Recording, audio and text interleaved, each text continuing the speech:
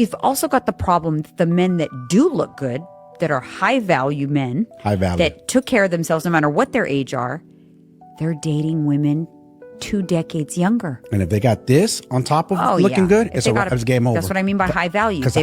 They're successful, they take care of their body, they look good. They're not looking in the pool of the 50-year-old women. They're dating, and I'm not saying this, I'm just stating the facts. I'm not trying to, I'm not saying it's right. I'm just stating the truth of what's happening and why women end up finding it very, very difficult. Because the men that they should be matching with are dating 30-year-olds. Some people get so offended and have entitlement issues, they don't listen to the question being asked. When was the last time you actually got truly chosen and not just wanted? He said, when's the last time you were truly chosen, not just wanted? Now listen to her response. It was a great question, but I am gonna pop. Okay. And I hope that I explained this correctly, but I feel like when I hear the word chosen, it almost relinquishes the power to somebody else. Like my value is in whether or not they see me as valuable. And I don't know, does that make sense to you? Am I explaining that correctly? I respect what you said, but it does not make sense to me. But yeah, I mean, definitely see where you're coming. Yeah, that's just what it means to me. When I think of somebody choosing me, I think of like, I'm almost saying like, oh, I'm valuable because they see me as valuable.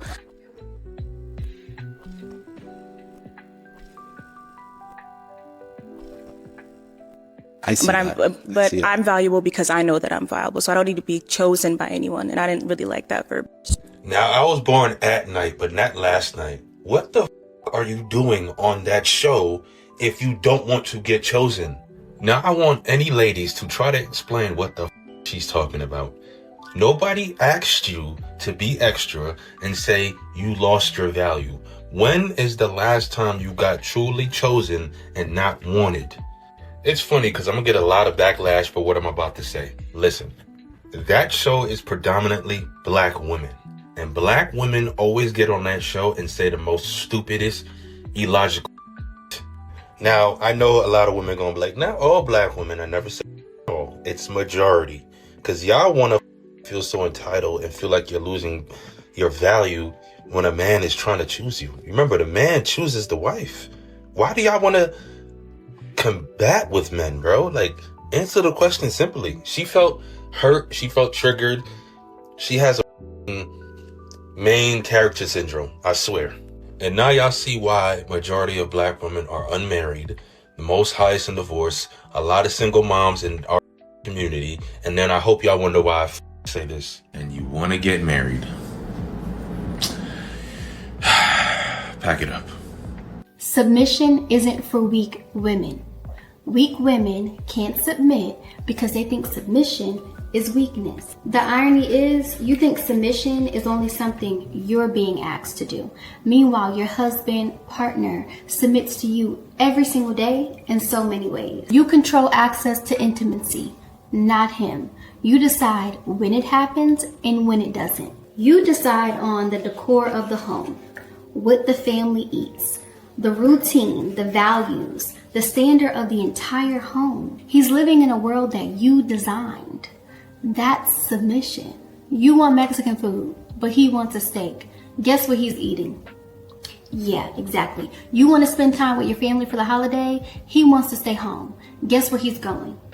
Exactly. Men submit to women all day long. The only difference is nobody calls it submission when they're doing it. That's why so many women misinterpret submission, because you notice every compromise you're making, but you rarely notice the compromises being made for you. And that's why when your husband or your partner asks you to submit to their leadership, it should be an easy yes. A woman who understands her position doesn't fight submission because she knows her value and she understands her influence. So submission stops feeling like a threat the moment you realize you've been on the receiving end this entire time. The fastest way to lose a good man isn't cheating.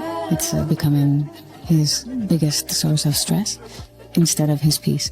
Men don't leave because someone prettier comes along. They leave because home becomes harder than the outside world. When a man is dealing with work pressure, financial stress, and the weight of providing, he needs one place where he can breathe.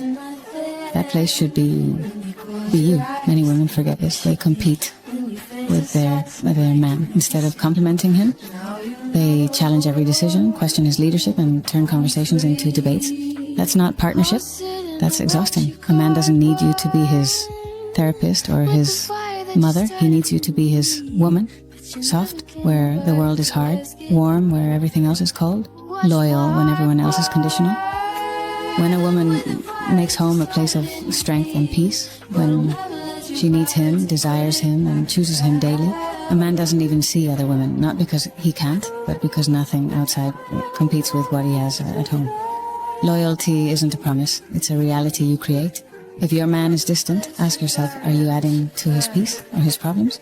Make home his sanctuary, or watch him find peace somewhere else. I've tried to help the lonely men. I've tried to give them advice and they do not want to be helped. I tell them, you being ugly is not what's keeping you from a relationship. And they say, women only want 7-foot-tall millionaires. I say, charisma is to men as beauty is to women. Focus on your charisma if you're struggling to pull. They say, my social incompetence is a life sentence that I can never ever get out of. It's just victim, victim, victim, me. Boy, do I relate to what she's saying.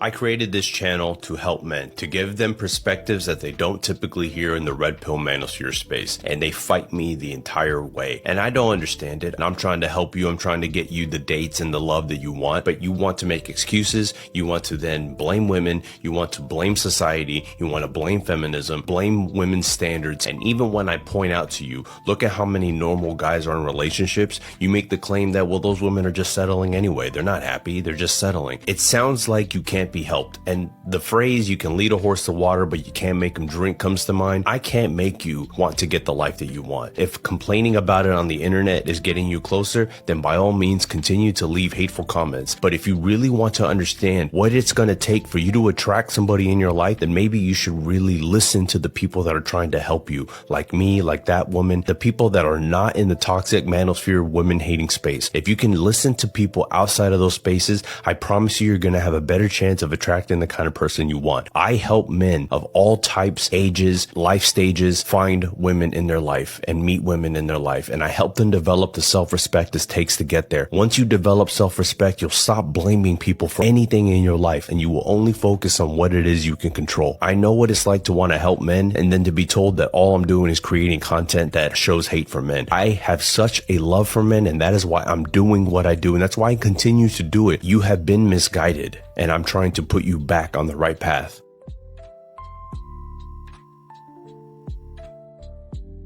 Being single and being at peace is the real flex. I need for you to know that. When you know who you are and you know your worth and you got your boundaries put in place and you're not settling for nobody just to have somebody in your life, that's the real flex right there. When you know how to enjoy your own company, sleep by yourself, eat by yourself, shop by yourself, and you ain't over there stressed out, when you ain't over there pacing the flow, when you ain't over there sliding down wall, when you done made up your mind that, baby, yeah, if you cannot reciprocate, then you cannot participate. I'm not allowing nobody up in my life that's going to ruin the peace that I have already created for myself. I'd rather be by myself. Sure enough, I'd rather sleep by myself. Sure enough, I'd rather travel by myself than to be over there connected to somebody that don't treat me right, don't talk to me right, won't reciprocate nothing, ain't got nothing to offer me, ain't got no drive, ain't got no ambition, I ain't trying to be no CRNA, whatever them folks is that got a babysitter, grown adult. That ain't for me. Proverbs 21:9, better to live on the corner of the roof. Do you know what they put on their roofs 3,000 years ago? Animal dung. Better to sleep in the manure than share a house with a quarrelsome wife. Listen, young single man, when you're dating, watch this. You need to pay attention. Is the girl that you're dating, is she naturally submissive to the God-given authority structures in her life? To healthy authority? Is she natural? Does she honor her parents? The God-given authority at her work, does she naturally honor and submit to those authorities? Because if she's real quarrelsome and she has this attitude of nobody tells me what to do, nobody's in control of me, I follow the Spirit of God. This is what Christian manipulative girls do. I don't follow you, I follow the Spirit of God. Okay. Now, yes, we always Jesus above human authorities, but in healthy situations, the Spirit of God will lead you to submit to the authority structures God's put in place. And if she's got a quarrelsome spirit, watch out, because someday you become the authority structure and she's going to do that to you. So this is what it's saying right here. Let me read another verse. Proverbs 21:19. Better to live in a desert than with a quarrelsome and nagging wife. Better and have your eyes plucked out of your eye sockets by buzzards. Bible verse. Than with a quarrelsome and nagging wife. And, you know, like the woman was saying, you know, on the podcast, I'm just stating facts. I'm not trying to, you know, say whether it's right or wrong, but you have these guys that are 50 years old going for the 30-year-old women, 50 or I'm 49 or whatever it is. I'm going for a woman that's 10, 15 years my senior or my junior, right? Men keep on telling you this. It's better if you catch me right now when I'm in the process of building.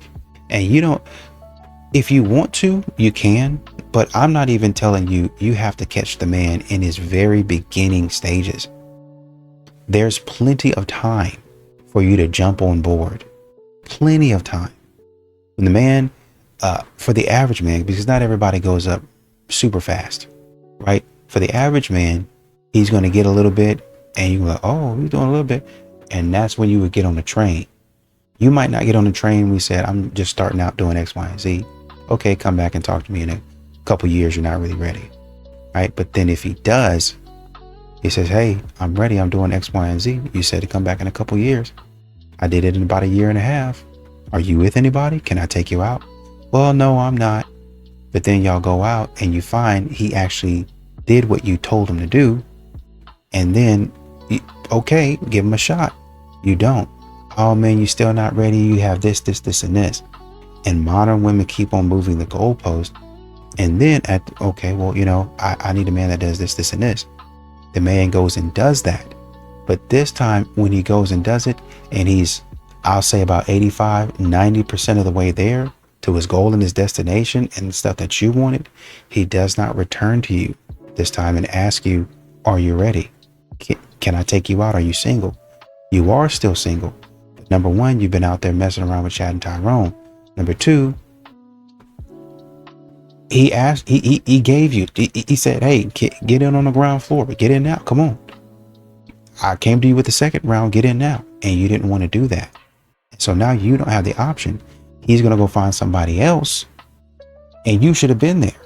You should have been in that position of the woman that he's going to go out and find. But you ruined that. Let me break it down for you. A man's height, how he looks, how much money he makes, does not make him high value. It's not about the exterior or the materialistic things. It's all about the qualities he has within his core. He will be consistent in his choice of communication and behavior. He will have stability in his life and he'll be grounded. He's observant and pays attention to detail. He will have structure in his life. He will be clear and direct with his communication, and he has a fulfilling life with support. But not every high value man is the exact same. Just because the core qualities are the same, each man will be different in the way he chooses to express himself. But he will always be clear and stand firm in his decisions and actions. Just because there's so many high value men out there doesn't mean he's going to be in alignment with every high value woman he meets. That's where core values and core beliefs come in the picture. If your core values and beliefs do not align with someone, that does not mean the other person isn't high value. It just means they aren't the right partner for you. Height and money have nothing to do with it, and women really need to stop judging men on their height, physical appearances, and financial status. For example, I know so many men who are short, and they are great men that I would date, but they always date someone that is not deserving of their time because they feel less than because of what society has told women is high value. We have to cancel society's norms of placing people in boxes and really start asking ourselves, is this person in alignment with my core values and core beliefs? One of the most common conversations I have with 40-year-old men and 50-year-old men behind closed doors is, if I'm not my answers, what am I? And the hardest thing to reconcile is, wired into your nervous system is, men are only as valuable as the crap they can do. And I reject that wholeheartedly because it's a generation of men. Is there a set of skills that a man needs to learn? 1000%. No question about it.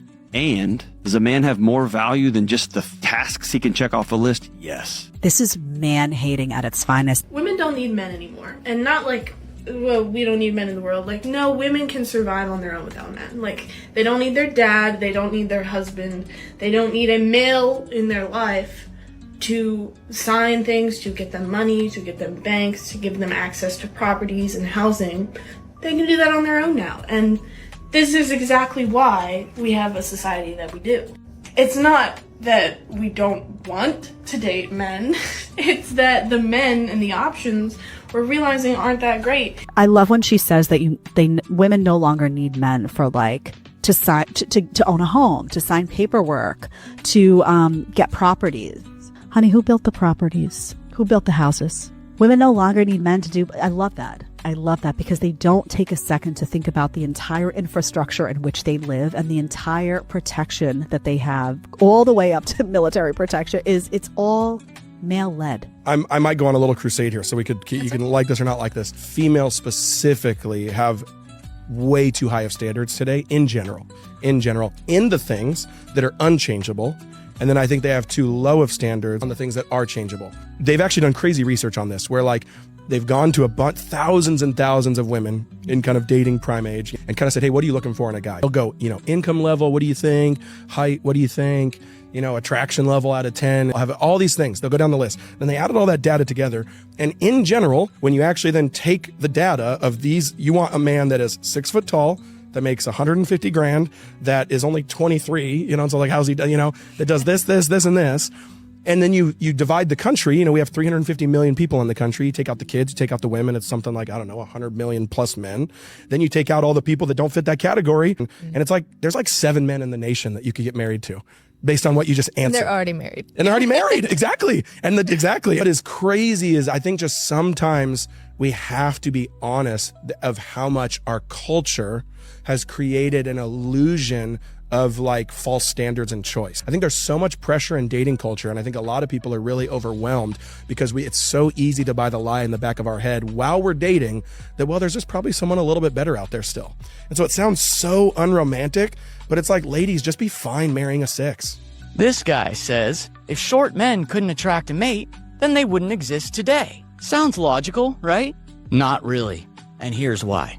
Most short men alive today were born under entirely different conditions. Before dating apps, women chose from the men around them. Friends, coworkers, classmates, neighbors. But now, these days, every woman has access to the top 1% of men globally. It's called height inflation, and it's very real. Throw in fourth wave feminism, hypergamy, and endless attention online, and average guys aren't even visible anymore.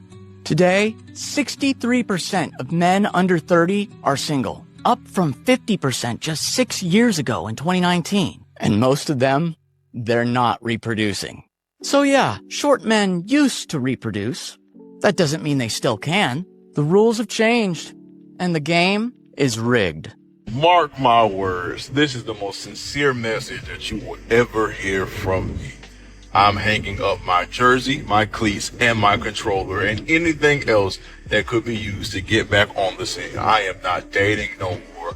I will not be talking to anybody. I want the Lord to remove my desire to be in a partnership with anybody. I don't want it. I am sick of ungratefulness. I am sick of being used, and I'm sick of only being seen for what I can do and what I can provide. And other than that, I am nothing. I am utterly and irrefutably sick of all of it. I want to be alone for the rest of my life, away from any of the foolishness and complete fuckery that I see and deal with on a day-to-day basis.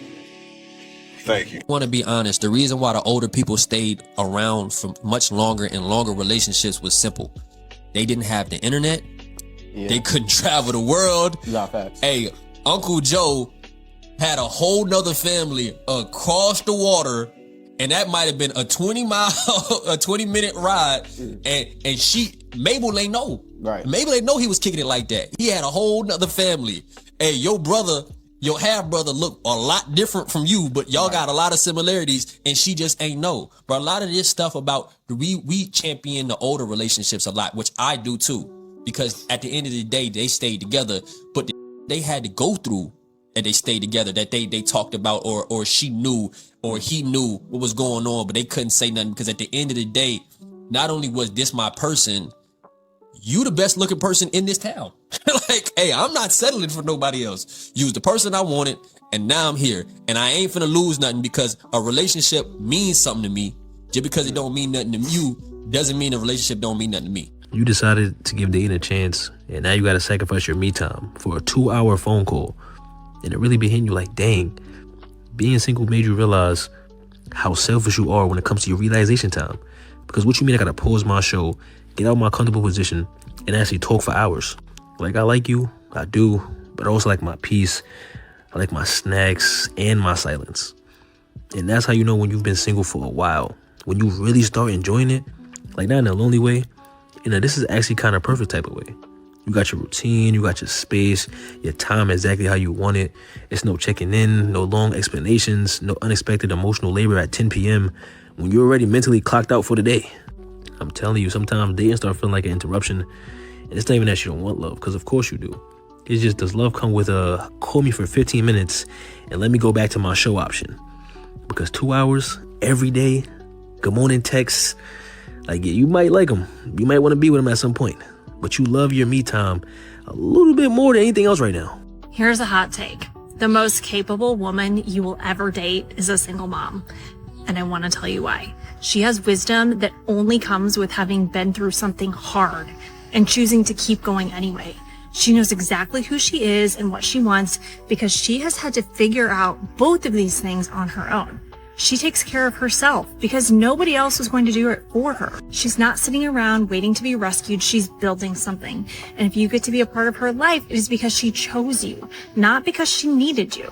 She knows how to prioritize. The things that matter get her full attention, and the things that don't get cut. And when she does make time for an adult night out, she actually shows up for it because she earned it. She is not high maintenance. She is high standard.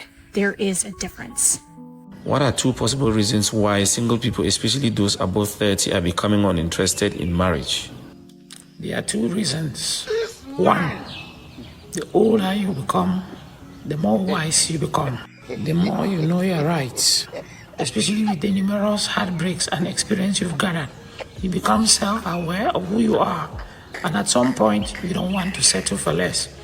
And trust me, marriage is not for two people who have sense. One must have sense, the other must not have sense, if it must work.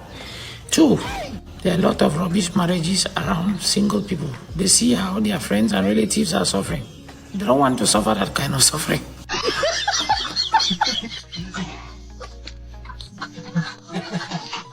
And I really appreciate what Anna was pointing out. She said, I know a lot of men that are short. I would date them. These are good guys, right? These are fantastic guys. But they end up dating down because of what society has said to them. And this is what I keep on saying. Men need help too. They need help too. You can have all of the confidence in the world, but if society keeps beating you down, then some of that confidence is going to waver. Some of that confidence is going to dwindle. And you'll be like, man, I know I'm educated, or I know I can do this, and this. Well, you don't have a college degree, so what are you actually qualified for? What can you actually do? I mean, I'm working out here. I can do at least half, if not more, of the stuff that everybody else is out here doing. I just don't have a degree. Yeah, but we can't, I don't know if you qualified without the degree. I've been doing this for 5-10 years, so I'm definitely qualified. And I'm a supervisor at my job, so I'm watching over people, so I'm definitely qualified. People go to me, I'm dependable. This is the case for a lot of men. I'm a dependable person. I might not be the CEO, but I'm a good person. I'm a good guy. I contribute to society. I'm an upstanding citizen, but because I'm not 6 foot tall or I don't have this amount of money, our morals align, our values align. But then, and modern women have said this, well, you know, the money's got to be right first. He's got to reach a certain threshold first. He does reach the certain threshold.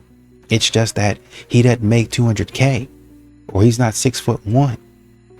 But in terms of what you actually need, he does reach the threshold.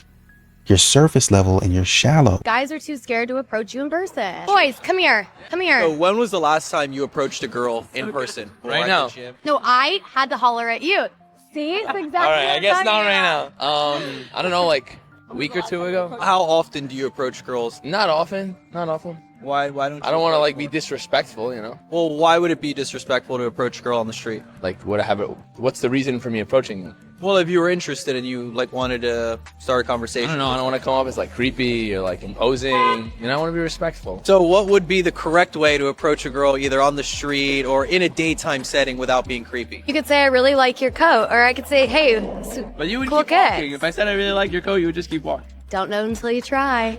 Well, thanks, guys. See? It's exactly what I'm talking about. Common approach to get my 3-step formula for meeting women in person. I remember in my 20s, I would ask a whole bunch of women, what are you looking for? Just tell me, because out of a good faith desire to just give a woman what she wanted. I thought that if I did that, it would increase my chances of getting into a fulfilling relationship with one. That's what I wanted. And I would get those. I like loyal men. I like kind men. I like to feel safe. And I was thinking, well, Jesus, I'm those things. Like, why am I having such a problem? And I realized the part that women always leave out is they do want those qualities, but they want those qualities from men that they're already attracted to. It's like if they're not attracted to a man, him being kind and gentle and committed and loyal is not going to transform her indifference into desire. The attraction always has to come first. So whatever factors go into determining female attraction, they don't have to do with what she says with her mouth, because on some level she's already decided, I'm attracted to that guy. I sure hope that he's kind and loyal, etc. But the attraction comes first. And so that's why, and this is the part that women always leave out, which can kind of mislead men, because it can make men think, well, I'll just be romantic, I'll be kind, I'll be patient, I'll help her. And they don't understand that these kinds of nice guy tendencies don't work to transform indifference into desire. Apparently this is like a hot take, but if you're a girl, if you find a man attractive, you should go up to him. A lot of people are gonna say, no, like the man should come up to me and approach. Fine, but don't get mad if all the people that you're attracting are people who are just not your type, and you're like, dang, I have to settle. Like, no, you actually don't have to settle. So I remember I was talking to my mom about this because I was very headstrong. I'm never approaching a man. But then she explained it down to me really, really simply. She was like, you as a woman, you have options. You have choices of people that you can choose to date. You know what I mean? And so if you see someone that you're like, hey, I'm interested in them, you should invite them into that options list. That does not mean you sit there and you're like, hey, can I have your number? Like, no. So when you approach someone, I'm not saying you hit on them. Like, unless you're doing it for the plot, sure. I mean, I've done it, shoot. But like, sincerely, if you're trying to get something out of it, you just go up to them and you're like, hey, like, did you know, da-da-da-da? Or do you know that you ask a question? Or maybe you say something, a comment. But it gives a little like, oh, she could be interested in me because she's coming up to talk to me. But she could also just be asking me this. You know what I mean? So it's not direct, but you're inviting them. You're giving that opportunity because you want them. So you choose them, you know what I mean? And then they choose you, you know? So that same thing. And cause back in my day, I can't believe I just said back in my day. I'm like 19.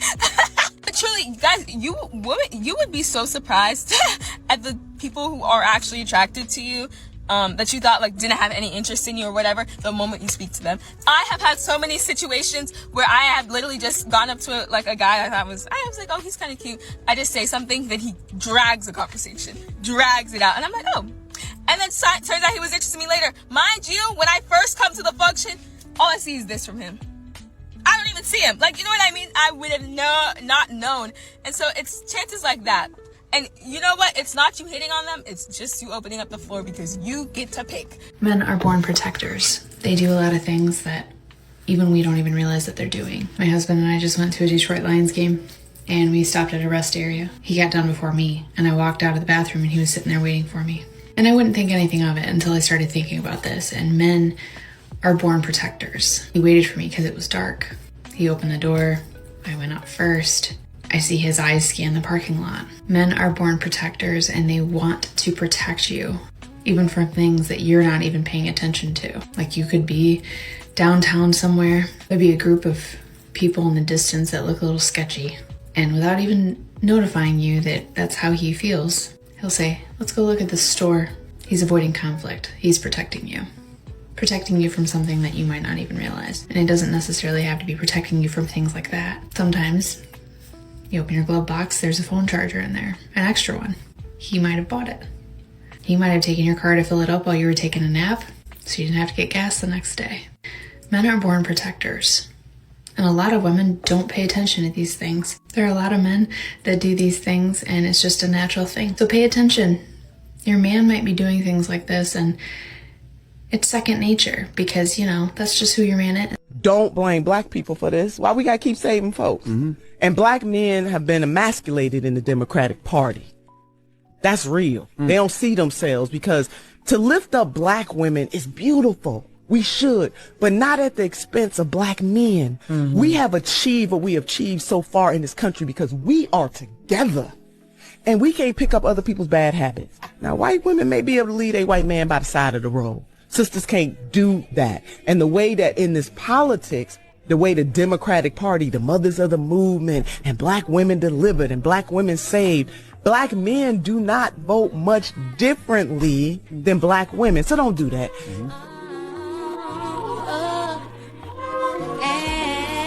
I just asked a man on a date. Hey, scratch cornea, retainer still in. Fuzzy socks. Fuzzy socks. What was the answer? Absolutely. How am I meeting men? At 10 a.m. in my own house on a Friday morning? Okay, here's what you're gonna do. You're gonna get about 7 to 8 Doug fir trees. You're gonna plant them in your backyard relatively close to the home, okay? Just like dangerously so. Wait about 100 years. Let those puppies really get up there. Eventually, they will just start decimating your gutter system on their own. Then, you're gonna call. You're gonna be like, bro, you gotta come out now. Who's gonna show up? Mike. Mike's gonna be like, hey, I'm all done. You wanna check it out? Here's where it gets interesting. I go back there, I check it out, I go, excellent craftsmanship, sir. Well done. He goes, yeah, thank you. If you need anything else, give a shout, ask for Mike directly, since I know what's going on. Say less, Mike. I was like, I do have a quick question though. If I were to reach out and ask if Mike was free for a beer sometime, he goes, absolutely. I go, okay, would you want to take my number? Bro, phone's already out. Ladies, this is what men keep on trying to tell you. If you hit on them, that will be successful 99% of the time. Because even when they are interested in you first, there are multiple reasons why they may not make the first move. But when you do that, you make the first move, you make it crystal clear that that man has the green light. And then that man will be all in. I mean, he will have the date planned even before he pulls out of that driveway. Guys, do you know why we say do not chase women? Don't chase anything, but do not chase women. It's because you're coming from a place of lack and desperation and putting them on a pedestal, and they know that. They can feel it, and it's unattractive to them. So the more you chase this woman, the more she's going to pull away. Which is why it's so important that you stay grounded in your masculine energy, you stay stable in knowing your worth and having standards, having boundaries, and become magnetic so that she sees your value without you having to prove it, and she sees your value without you having to chase. Drop your relationship status, but in job terms only. Oh, for God's sake. Seeking better opportunities with room for growth. That's a girl fed up. Shared workspace, no assigned seating. It's a hot desk situation. Position eliminated due to lack of leadership. Oh, wow. Yeah. Suspended pending investigation.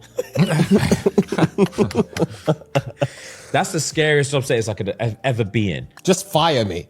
You don't need to investigate. We're investigating. Because you know I did it. Yeah! Just fire me, bro. Yeah, we're investigating. I would much rather be fired. No, don't make a mockery out of it. No, we're going to drag this out. If you spend me, I'm just not coming back. And you can forget about the reference. Yeah. You can fucking forget about I the need reference. to change fields completely. Yeah. Completely. So I'm blacklisted from hospitality. Yeah. I'm blacklisted. Most couples are not in love. They're just roommates with history. They don't flirt anymore. They don't touch like they mean it. They don't even look at each other the same. But they still live together. Split bills, post like everything's fine, right, on social media. See, you didn't lose the spark. You stopped choosing them, seeing them, pursuing them, and replace intimacy with routine. Now your conversations sound like coworkers. What's for dinner?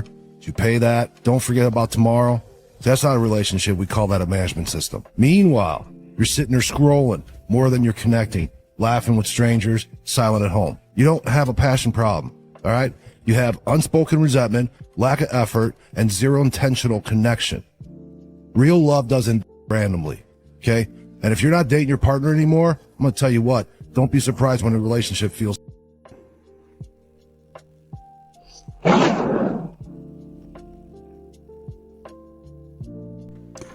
But, and I want to deal with modern women.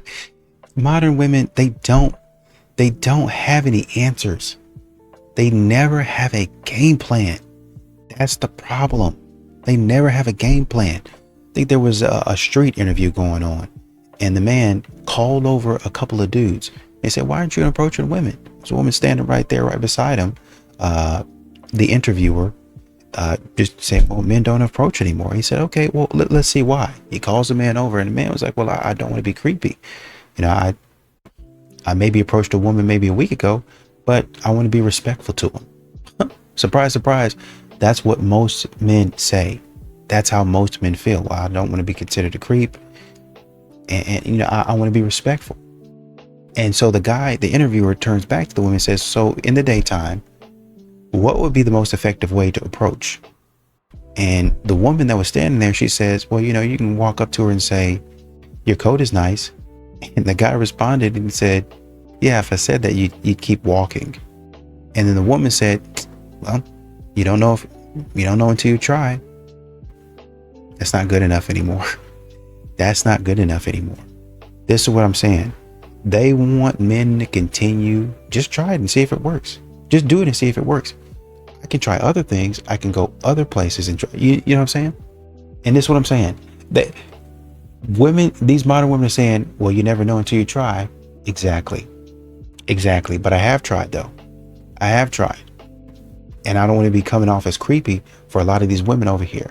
So I'm going to tell you what I'm going to try. I'm going to go over to another country and see what they got going on.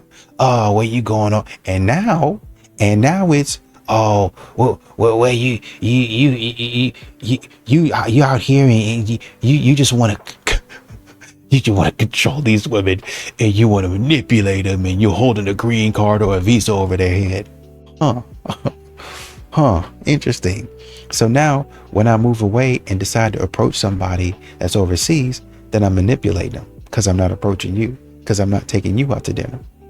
But I got to try over and over again and get rejected over and over again. And then it'll give you attention and validation. Are you serious? If you're a girl and you're beautiful and you're smart and you're ambitious, you're probably single right now. And I hate that I'm making this video. It's because you're looking for that top 1% man. And that top 1% man doesn't exist because there's more than 1% of you. So the math is not mathing. But there's no reality where we settle out here. So I'm gonna tell you how we're gonna get that done. Bare minimum, they need to be kind, respectful, and be making more money than us. We're not trying to be their sugar mommy out here. But the problem with guys that make more money than us, they will never respect our career. If the lifestyle he's providing for you comes from his paycheck, not yours, why would he value your income stream? Why would he value your ambition and career? You can convince and delude yourself all you want that your money is his money and that you're in love, but at the end of the day, he earned it through his blood, sweat, and tears. And your career and your work will never be a priority because it's just not what's paying the bills. And more importantly, if that guy is already successful and wealthy and he's also attractive and he's also kind, then he's obviously going to be in high demand and he's going to be taken. So instead, we have to date like an investor. We have to spot potential, we have to spot success before they get there, before they blow up and make a ton of money. And then you gotta build their career with them. You gotta be there at night when he's struggling to decide between trade-offs.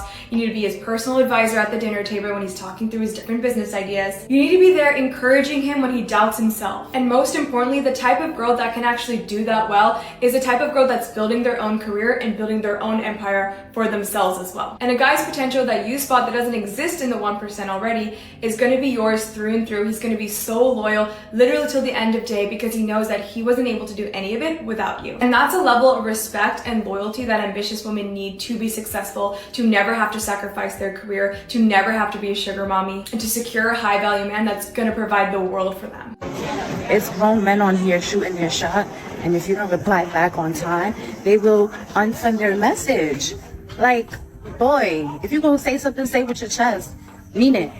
Why you gonna sit there and unsend messages? Like, I hate, guys are the new princesses in this day and age. Here we go with the shaming language because you don't like that men are now standing up for themselves. Men are now demanding reciprocation because if you like that guy, you would have responded right away. And the man is going, hey, I messaged you this day. It's been several days or even a week and you haven't replied back. I am not a simp, man. So let me return or reject or reverse my message. And women are noticing this. This is not the first video I've seen of this where women are complaining essentially that simps are not remaining to be simps because what she wants is just a lot of attention in her DMs where men are sending all these things and she's taking a long time to reply because she's not interested in, but she's taking a long time to reply and it just boosts her ego. And then when the man returns the message, it's kind of a reverse rejection, but she takes it as rejection because the simp is no longer willing to simp.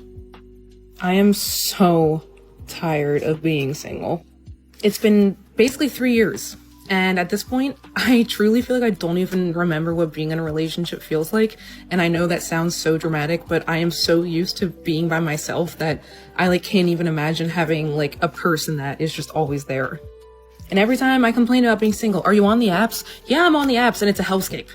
I truly am in a relationship with it where I just go on it, feel hopeless, and just I give up and then I delete it. And then I get so desperate to at least try to find the idea of someone that I re-download it.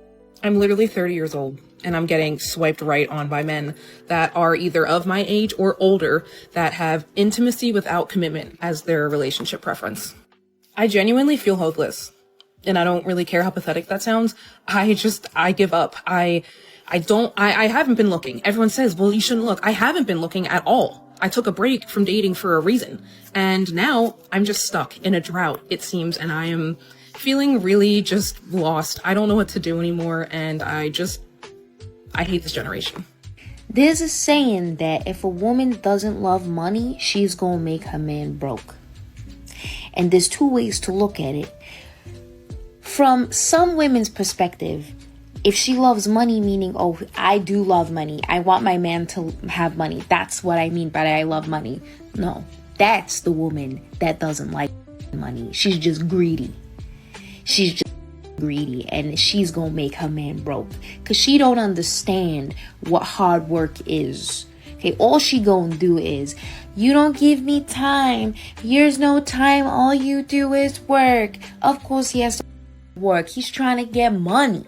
Why the f*** are you not doing anything with your life? Why don't you go get some money too? A woman who has ambition and drive and goes and gets that money herself will always understand what it takes, that hard work to get that money. So yes, men, make sure you're with a woman who genuinely loves money and goes and gets it herself. Otherwise, she gonna make you broke. Ignoring women always works for one simple reason, because every guy believes the same exact lie. If he gives a woman more attention, that equals more of her attraction. It doesn't. There's three things women value more than your attention. That's status, scarcity, and mystery. The average guy sees a pretty girl and starts complimenting her. He seeks her approval in doing so. Then he wonders why she lost interest, because women notice the man who is close to blocking them, not complimenting them. Either block her or make her laugh. Attention given too cheaply destroys its own value. But I think dating and It's probably a very interesting place to think about this because it's changing field as far as like what people expect of each other. I date in New York City a lot, and dating wise, there's a lot that's like asked of a man. Like first dates are like nightmares. I got a question. Yeah. Dude, it's like, I'm like, what do you want? They got like a checkbox like, are you gonna pick me up? Are you gonna walk on the outside of the sidewalk? Are you gonna open the door? Are you gonna pull out the seat? Are you gonna pay for the meal? Are you gonna be interesting during the dinner? Are you gonna be funny during the dinner? And then when you walk home, are you gonna drop me off? Are you gonna watch me walk inside? And then are you gonna text me after? And it's like trying to defuse a bomb. Like if you think you're like red wire, blue wire, and you're like one little thing and you're just done. And it's like, I'm to the point where I'm like, I'm so tired of like paying $150 for a first date and then you just ghost me. And the next week I'm like hurting for cash. I'm like, I could have really used that $150. Like, why did I have to, you know what I'm saying? Like the trade. My issue is when women try to lie about reality, about what they're actually attracted and aroused by. They want a man who does the that I do, but they'll sit there and say, oh, that's toxically masculine. Well, guess what? Women love toxically masculine guys. Because toxically masculine men don't let women pay for dates. Toxic masculine men don't let women walk in front of them. Toxic masculine men pay for the bills. Toxic masculine men tell them what to wear. Toxic masculine men protect them. This is what women want. They don't want no soy boy. Oh, let's go have fun on this date. Oh, what do you want to do? Oh, wow, your opinion is really valid. No, you're nice. Shut up, be quiet, be attractive, sit there, be cool, don't embarrass me in front of my friends, and we're good, and you like that. That's what women want. Yep. Oh, we gotta go. They'll swear up and down. They want a strong man. They want a leader.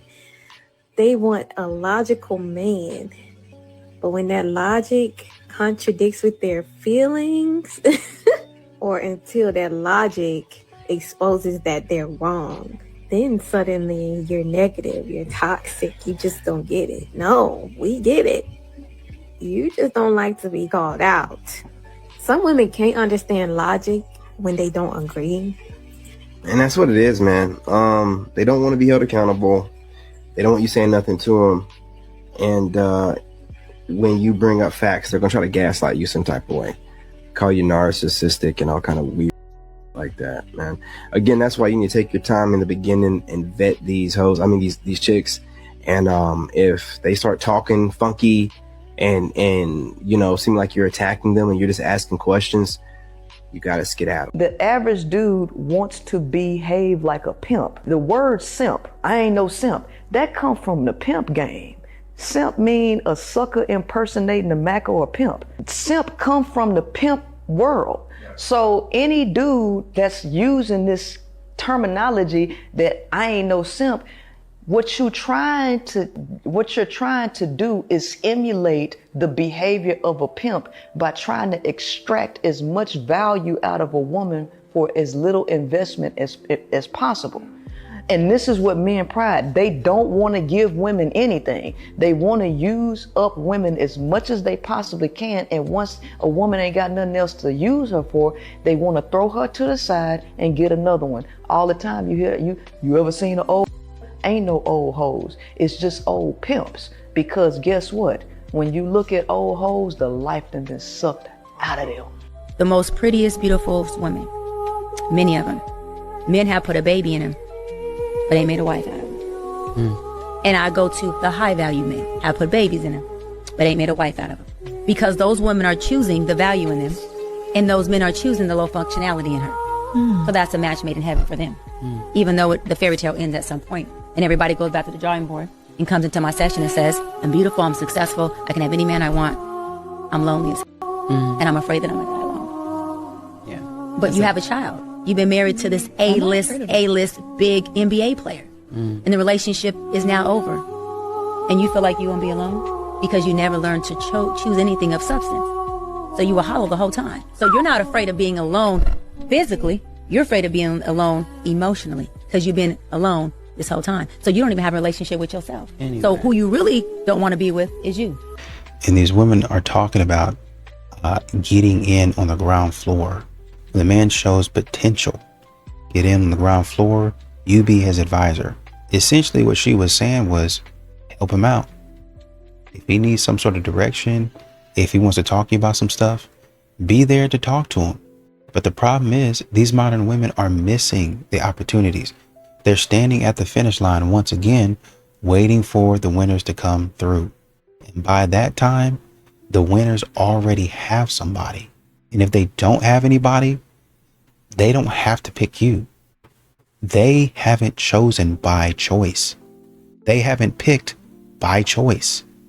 And they know what they're doing. They're playing games. They're intentionally staying single. But for you, because you decided to get in when all the winners cross the finish line, you either going to be a side chick or you're not going to get anything at all. What you need to possibly do, and once again, like I said, this is a little bit risky. If you start at the beginning of the race, you don't know who's who or what's going to be. I mean, you can kind of listen to, I don't know, podcasts or whatever reports they have going on. And you can say, okay, well, this guy might be good. And it's kind of like, sometimes it's a crapshoot. It's kind of like, it's a gamble.